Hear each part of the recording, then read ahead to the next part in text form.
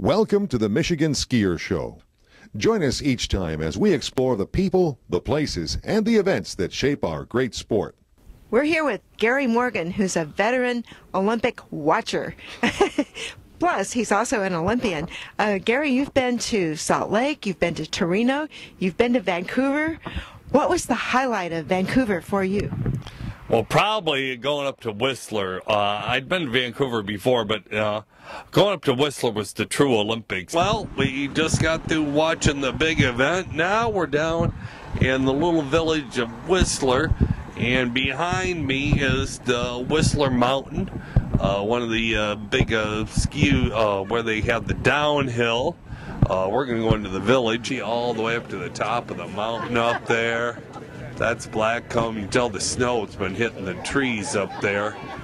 And some skiers just coming off the hill. So it's pretty cool. And you also got to see one of the Super G races? Yeah, I saw the women's Super G, and that was really, it's great to watch them come down the mountain there, and, all of a sudden, the slower skiers kept moving up, and it was neat to see Julie Mancuso. She was the first one out, and she held the lead for a long time with her time, but then they got the middle of the heat where the really fast skiers were, and then Lindsey Vonn took the lead, and then one of the German skiers, and then Lindsey ended up getting third place. But that was very exciting just to watch it. You see how everybody gets a little bit quicker and where it all finally finishes up. Well, now this outfit you're wearing is something else. It's something you got by being a volunteer. And where did you volunteer? Well, I volunteered at the BC hockey rink, and that's where they played. All the men usually played, but the women played the gold medal game there. But that's where they played all the hockey games, and I ended up being inside and outside. But one day I was inside, and I ended up seeing the Canada-Russia meet in and out, helping people to get to their seats. And then I did get to see the gold medal game, just the end of it, and got to see the American women get the silver medal. And what was really great about that was when the Americans got their medals, and it was mostly Canadians in the crowd, they started chanting USA, which was really something really classy for the Canadians to do that. Only Canadians would do that. They're our next door neighbors for a long time, so they're used to us being there.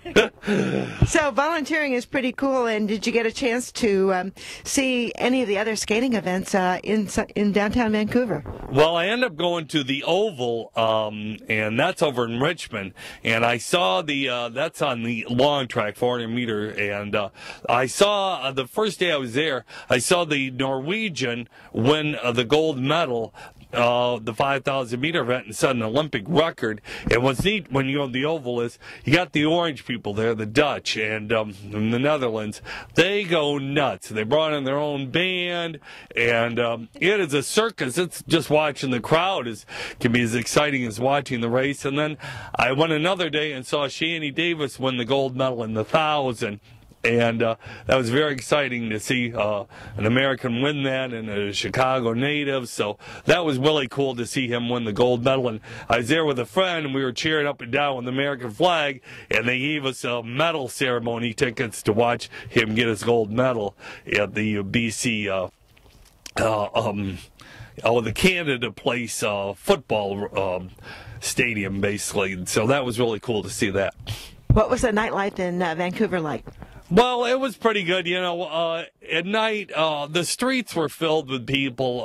Vancouver probably isn't always like that, but for the Olympics, they would close down the center of the city and let people wander around, and, they would have exhibits out on the main streets, and, there was all kinds of things going on. And there's a place called Robson Square where you could take a zip line across Robson Square for a couple 100 feet, and people would wait for hours to do that. And they had bands playing. There was a rink there where they would put on a show. So there was always things going on, and street performers. So for the Olympics, there was lots of nightlife, and the weather was warm. It was in the mid-40s every day, and even in the evening, it never dropped below freezing.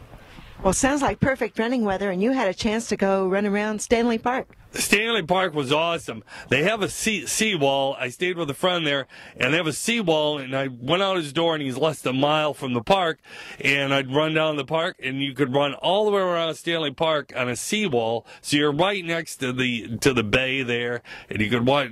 Some days the tide was out or it'd be in or whatever, and it was awesome. You could see the mountains and the snow-covered peaks, but then you'd see the city lights when you came back around the side. And it was just for running around there, and it was all set up for running. And it's a great route. Like I said, a 6-mile run around Stanley Park on the seawall. Well, it sounds like you had fun. So are you planning to go to Sochi in 4 years? Yeah, I'll be going to Sochi.